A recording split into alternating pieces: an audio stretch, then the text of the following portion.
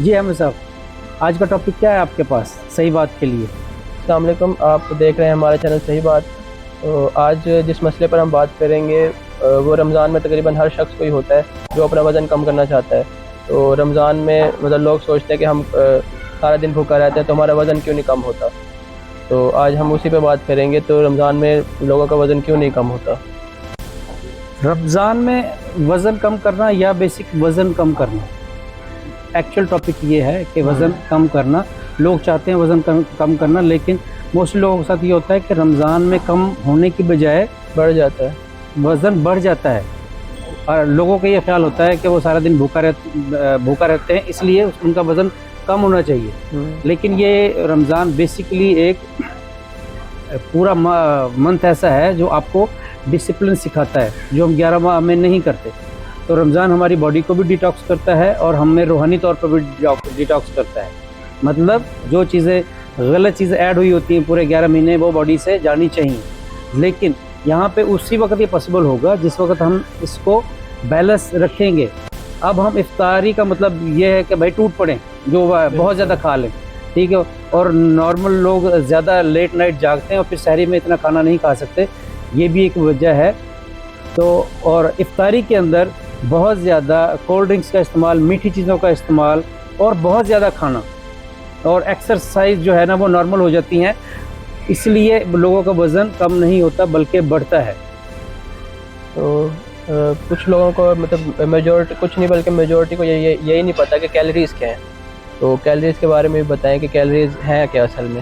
Calories Ahmad صاحب ہے اصل آپ سمجھ لیں ایک اکائی ہے، خوراک کی اکائی ہے، جو ہم کھاتے ہیں اس کو ہم میئر کس طرح کرتے ہیں۔ جیسے ہم وزن کو میئر کرتے ہیں کہ اگر ہم بازار جائیں، ہم اس سے کہتے ہیں کہ بھائی 1 کلو چیز ہمیں دے دے، تو وہ ویٹ کرتا ہے بائی ویٹ، آپ کو 1 کلو، آپ کو پتہ لگ جاتا ہے کہ یار میں نے 1 کلو ویٹ لے لیا۔ اسی طرح جو کھانے کا ہم کھاتے ہیں اس کا بھی تو کوئی کیلکولیشن ہونی چاہیے نا۔ بالکل۔ تو یہ میڈیکلی سال کے تجربے کے بعد میڈیکلی یہ چیزیں کیلکولیٹ ہو چکی ہیں کہ جب ہم 1 روٹی کھاتے ہیں یا سالن کھاتے ہیں یا کوئی 1 سیب کھاتے ہیں یا کوئی 1 دودھ کا گلاس پیتے ہیں یا 1 کولڈ ڈرنکس پیتے ہیں، سب کے اندر ایک خوراک کی تعداد موجود ہے۔ اور اس سے اہم بات یہ ہے، اسی کو ایکچولی کیلریز کہا جاتا ہے، ٹھیک ہے۔ جیسے اب یہ تھوڑی اسٹڈی کی بات ہے، بندوں کو سیکھنا اور پڑھنا چاہیے، سمجھنا چاہیے۔ جو اگر ہم 1 روٹی کھاتے ہیں تو وہ 120، 90 اور 150 کیلری تک چلی جاتی ہے، وہ روٹی کے سائز کے اوپر ڈیپینڈ کرتا ہے۔ لیکن میڈیکلی جو ریکمینڈڈ ہے وہ 7 انچ کا سائز ہے، وہ 1 روٹی کہلاتی ہے۔ اب ہمارے گھروں میں یہ ہوتا ہی نہیں ہے، ہمارے گھروں میں بہت زیادہ بڑے سائز کی روٹی پکتی ہے، 12 سے 14 انچ تک بھی روٹی چلی جاتی ہے۔ تو آپ سمجھ لیں جب بندہ 1 روٹی کھا رہا ہے وہ 2 روٹیاں کھا رہا ہے۔ اب عام بندے کو اس کا پتہ نہیں ہے، ٹھیک ہے۔ لیکن اس سے بھی اہم بات یہ ہے کہ ہم جتنی خوراک کھاتے ہیں ہر چیز سے ہمارا وزن نہیں بڑھتا۔ ہمیں یہی چیز دیکھنی ہوتی ہے کہ بنیادی خوراک ہم جو لیتے ہیں وہ ہمیں سمجھنے کی ضرورت ہے۔ بنیادی ہم 3 خوراک لیتے ہیں، 1 فیٹ لیتے ہیں، 1 کاربوہائیڈریٹس لیتے ہیں اور 1 پروٹین لیتے ہیں۔ یہ تینوں جو ڈائٹ خوراک ہیں یہ مختلف کام کرتی ہیں ہماری باڈی کے اندر۔ اب یہاں صرف یہ سمجھنا، یہ بندہ اگر سمجھ لے پھر وہ خود کیلکولیٹ کر سکتا ہے کہ یار اس نے سارا دن کھانا کیا ہے، اس کو کسی ڈائٹ پلان کی ضرورت نہیں رہتی۔ اب اس کو صرف یہی پتہ چل جائے بھائی میرا کس چیز سے وزن بڑھے گا، اور پھر وہ ظاہر ہے اس کو احتیاط کرے گا۔ ایکچوئل بیلنس ڈائٹ کا کانسیپٹ بندے کو سمجھ جانا چاہیے کہ اس نے سارا دن میں ظاہر بھوکا تو نہیں رہنا، وہ ہر بندے کو کھانا چاہیے، کھاتا ہے، لیکن ہم غلطی یہی کرتے ہیں کہ ہمیں پتہ نہیں ہوتا کون سی چیز کتنی کھانی ہے، اسی وجہ سے وزن بڑھتا ہے۔ بیلنس ڈائٹ کو مطلب اس پہ عمل کر کے ہم وزن کم کر سکتے ہیں۔ بالکل 100% وزن کم کیا ہی اس طرح جا سکتا ہے کہ ہر چیز سے چونکہ وزن نہیں بڑھتا۔ اب یہی ہم نے دیکھنا ہے، کاربوہائیڈریٹس ایسی چیزیں ہیں، کاربوہائیڈریٹس ایسی چیز ہے جس سے ہمارا وزن بڑھتا ہے۔ کیسے بڑھتا ہے کہ جب ہم کاربوہائیڈریٹس لیتے ہیں وہ گلوکوز میں کنورٹ ہوتا ہے ہماری باڈی کے اندر جا کے، اور وہ گلوکوز ہمارے بلڈ کے اندر چلا جاتا ہے، اور بلڈ سے ہمارے بلڈ سے جو باڈی سیلز ہیں اس کے اندر چلا جاتا ہے، اور وہ ہمیں انرجی فراہم کرتی ہے یہ گلوکوز۔ لیکن یہ اس کا ایک الٹا ری ایکشن بھی آتا ہے، اگر وہ استعمال کرنا ضروری ہے، جتنی آپ نے انرجی لی ہے اس کا استعمال بھی ضروری ہے۔ استعمال کیا ہے کہ ہم یا تو ایکسرسائز کریں گے یا چلے پھریں گے یا کوئی ایکٹیویٹی کریں گے، تب وہ انرجی کا استعمال ہوگا۔ اگر ہم استعمال نہیں کریں گے وہی انرجی پھر کنورٹ ہو جائے گی ان دا فارم آف فیٹ، وہ فیٹ کے اندر کنورٹ ہو جائے گی، اس سے بندہ موٹا ہوتا ہے، ٹھیک ہے۔ اور جو پروٹین ہے، پروٹین جو دوسرا سورس ہے وہ ہمارے مسلز کو بلڈ کرتا ہے، اور جو فیٹ ہے، فیٹ سے ہمارا ایک تو دماغ کا نظام چلتا ہے، ایک لوبریکیشن کا فیٹ کام کرتی ہے، لیکن اگر اوور فیٹ لی جائے تو وہ ظاہر ہے پہلے ہی فیٹ گلوکوز بھی فیٹ نہیں کنورٹ ہو رہی ہے، اور اگر زیادہ فیٹ کھا رہا ہے بندہ تو پھر بھی وہ ظاہر ہے وہ موٹاپے کی طرف جائے گا۔ تو مطلب نتیجہ کیا ہے، مطلب کہ وزن کم کرنے کا صحیح طریقہ کیا ہے، صحیح جو طریقہ مطلب کیا ہے؟ لوگ استعمال کریں؟ یہ بہت اچھا سوال ہے، اور یہ سوال مجھے آپ کا بہت پسند آیا ہے کہ وزن کم کیا پھر کس طرح جا سکتا ہے۔ یہ بہت بڑی مت ہے جو بہت ساری جو میڈیکل انڈسٹریاں پھیلاتی ہیں کہ بھائی دوائیاں کھائیں، یہ کھائیں، گولیاں کھائیں، ان سے وزن کم ہوتا ہے، ایسا کچھ نہیں ہوتا۔ وزن کم کرنے کے صرف 2 طریقے ہیں۔ میں نے آپ کو بتا دیا کہ جب ہم کاربوہائیڈریٹس لیں، کاربوہائیڈریٹس کیا ہیں، کہاں سے آتے ہیں، بیسک میں آپ کو بتا دیتا ہوں۔ جتنے گندم سے بنی ہوئی چیزیں، جتنے میدے سے بنی ہوئی چیزیں، جتنی دالیں، جتنے چاول سے بنی ہوئی چیزیں، جتنی بیکری آئٹمز ہیں، یہ سارے کاربوہائیڈریٹس ہیں۔ یہ جب ہم کھائیں گے یہ گلوکوز میں کنورٹ ہوں گے۔ گلوکوز انرجی فراہم کرتا ہے، لیکن وہ گلوکوز کا استعمال ضروری ہے، ورنہ وہ فیٹ میں کنورٹ ہو جاتا ہے، ٹھیک ہے۔ اب وزن کس طرح کم کیا جا سکتا ہے؟ وزن کم کرنے کے صرف 2 طریقے ہیں۔ ایک تو جو فیٹ، جس بندے کا وزن بڑھ گیا ہے، پیٹ باہر نکل آیا ہے، فیٹ چڑھ گئی اس کی باڈی کے اوپر، فیٹ 3 اجزاء ہیں، کاربن، آکسیجن اور نائٹروجن، ان کے اجزاء سے فیٹ بنتی ہے۔ یہ فیونز کی صورت میں اڑ جاتے ہیں جب ہم سانس لیتے ہیں، جب ہم سانس لیتے ہیں تو یہ اس کی صورت میں اڑ جاتے ہیں فیونز ہمارے سانس کے تھرو، اسی لیے ایکسرسائز سے ویٹ کم ہوتا ہے۔ جب بندہ ایکسرسائز کرتا ہے، دوڑ لگاتا ہے یا کوئی گیم کرتا ہے، اس کا سانس پھولتا ہے، وہ بار بار سانس لیتا ہے، تو سانس کے تھرو کیلریز برن ہوتی ہے، وہ جو فیٹ ہے وہ برن ہوتی ہے۔ لیکن ایک ورکنگ پرسن کے لیے کیا ہے؟ دوسرا طریقہ یہ ہے کہ کوئی بندہ یہ کہتا ہے کہ جی میں نے تو بھائی میرے پاس تو نہ کھیلنے کا ٹائم ہے، میرے پاس نہ ایکسرسائز کا ٹائم ہے، میں کس طرح؟ اس کے لیے پھر یہ ہے کہ وہ اپنی ڈائٹ کو کنٹرول کرے گا۔ ایک نارمل بندہ 1400 کیلریز برن کرتا ہے سارا دن کے اندر، اگر بندہ کچھ بھی نہیں کرتا تو وہ 1400 کیلریز کی کیپیسٹی ہے اس کی، کہ اگر جو بندہ ایکسرسائز نہیں کرتا، گیم نہیں کرتا، کچھ نہیں کرتا، وہ لیکن وہ باتیں تو کرتا ہے، ہاتھ پاؤں ہلاتا ہے، باتھ روم میں جاتا ہے، اٹھتا ہے، بیٹھتا ہے، یہ ساری جو ایک کیلکولیٹڈ ایک چیز بنی ہوئی ہے میڈیکلی کہ اس نے 1400 کیلریز وہ برن کر لیتا ہے۔ اب یہ اس کا مطلب یہی ہے کہ وہ 1400 کیلریز اگر بندہ کوئی لے رہا ہے، کھا رہا ہے، تو 1400 کیلریز وہ برن بھی کر رہے ہیں، تو وہ ظاہر ہے نہ وہ موٹا ہوگا نہ پتلا ہوگا۔ اگر کوئی شخص 1400 کیلریز کی بجائے وہ 2000 کیلریز لے رہا ہے، تو ایک کا مطلب وہ 600 کیلریز زیادہ لے رہا ہے پر ڈے، ٹھیک ہے نا۔ ایک اور کیلکولیشن بڑی زبردست، 3500 کیلریز برابر ہے آپ کے 1 پاؤنڈ ویٹ کے۔ 1 پاؤنڈ ویٹ بن جاتا ہے تقریباً ½ kg۔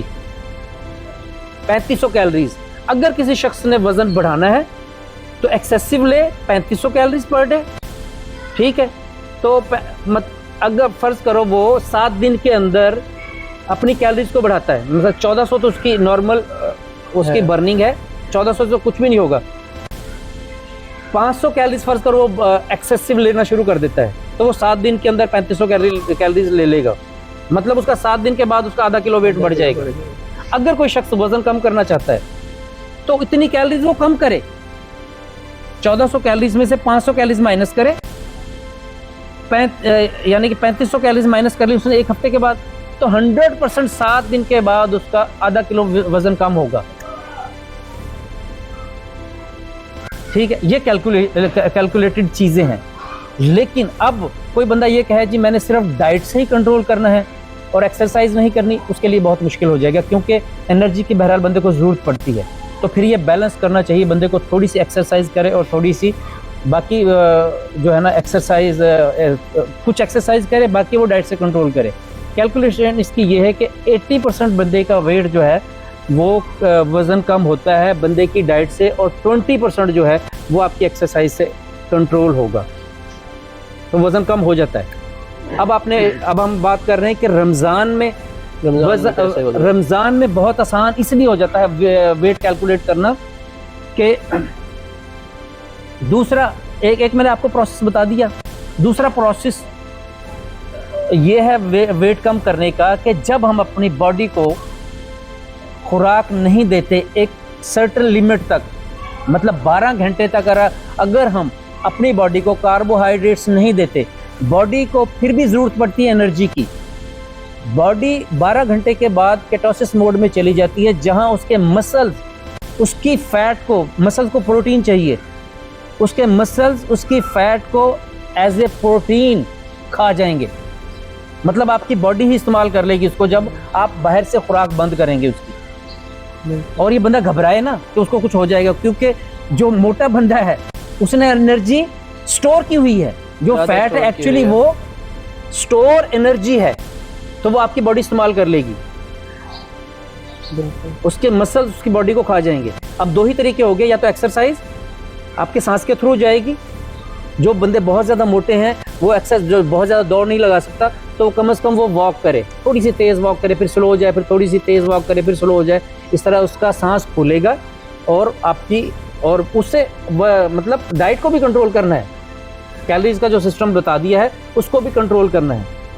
अब होना क्या है कि वो कार्बोहाइड्रेट्स कम करेगा, खुराक में प्रोटीन की मिकदार ज़्यादा बढ़ाएगा, फ्रूट और सब्जियों की मिकदार ज़्यादा बढ़ा लेगा, सैलेड की मिकदार ज़्यादा बढ़ा लेगा, ताकि उसका दिन भी गुजर जाए। हाँ, दिन भी गुजर जाए उसका, ताकि पेट उसका भर जाए, लेकिन ऐसी चीज़ वो कम खाए जिससे फैट बन रही है, जिससे फैट बन रही है, तो इस तरह वज़न कम हो जाएगा। रमज़ान में किस तरह आसान है, रमज़ान में इस तरह का कि एक तो नेचुरल तौर पे हम 12 घंटे का रोज़ा है, ठीक है, तकरीबन 12 घंटे लग जाते हैं। 12 घंटे के बाद नहीं 14 घंटे बन जाते हैं तकरीबन रोज़े का। 4 बजे अगर हम खाते हैं, 4 से 4 12 घंटे, और 6 2 घंटे मिलते हैं आपको। 12 घंटे के बाद बॉडी आपकी इस मोड में आ गई है कि आपके जो मौजूदा फैट है उसको खाएगी 2 घंटे बाद। लेकिन अब आप जब आपने इफ्तार करना है उस वक्त आप एहतियात करें कि बहुत ज़्यादा ग्लूकोज, मीठी चीज़ें ना खाएं, बहुत ज़्यादा मीठा ना लें, आप सैलड ज़्यादा खाएं, अंडे खाएं, ठीक है, और मिक्स जो है इस तरह की, जैसे चना चाट है वो भी बड़ी बेहतरीन चीज़ है। तली हुई चीज़ें कम कर दें थोड़ा सा, ठीक है। तो अब फिर सहरी में आप अच्छी तरह सहरी करें, क्योंकि फिर आपने 12 से 14 घंटे का फिर आपने एक टाइम अपने बॉडी को देना है। तो इस तरह रमज़ान में इजी है, बंदा अगर मैनेज करना चाहे तो। उम्मीद है कि आपको बहुत सारी चीज़ें इससे समझ आ गई होंगी कि वेट किस तरह कम किया जा सकता है, और ख़ास तौर पे रमज़ान में किस तरह वेट किया जा सकता है अगर बंदा चाहे तो, लेकिन उसने अपनी खुराक के अंदर बैलेंस एक लेके आएगा, तभी ये मुमकिन हो सकेगा। तो जैसा कि हमने बात की है, तो उम्मीद है आप लोगों को समझ आई होगी, और कोशिश कीजिएगा इन पे अमल भी करें। तो मतलब जो लोग वज़न कम करना चाहते हैं उन पे इंशाल्लाह असर होगा उन पे। रमज़ान में ज़्यादा आसानी के साथ बंदा वज़न कंट्रोल कर सकता है, क्योंकि रोटी बंदा कम खाए, रोटी के अलावा चीज़ों से पेट भरे, तो ऑटोमेटिकली वेट कम होगा। अहमद साहब ने बड़ा आज इंटरेस्टिंग सवाल पूछा, ये मेरा फेवरेट क्वेश्चन भी था, क्योंकि मैंने इसके ऊपर काम भी किया हुआ है, मैंने अपना चैनल भी बनाया था इस फिटनेस के ऊपर, लेकिन वो इत्तेफाक से बस वो डिलीट हो गया यूट्यूब से। उसके बाद ही फिर हम दूसरे चैनल पे आए, तो वो दिल की बातें थी, आज निकल गई, लेकिन लोगों को फ़ायदा भी होगा। अगर आप चाहते हैं कि इस टॉपिक पे हम मज़ीद भी बात करें, या किसी शख्स को डाइट प्लान प्रॉपर चाहिए, तो कमेंट्स में हमें बताएं, हम इंशाल्लाह ज़रूर उस पर काम करेंगे। नेक्स्ट मिलते हैं दोबारा किसी अच्छे टॉपिक के साथ। तल दिन अल्लाह हाफिज़।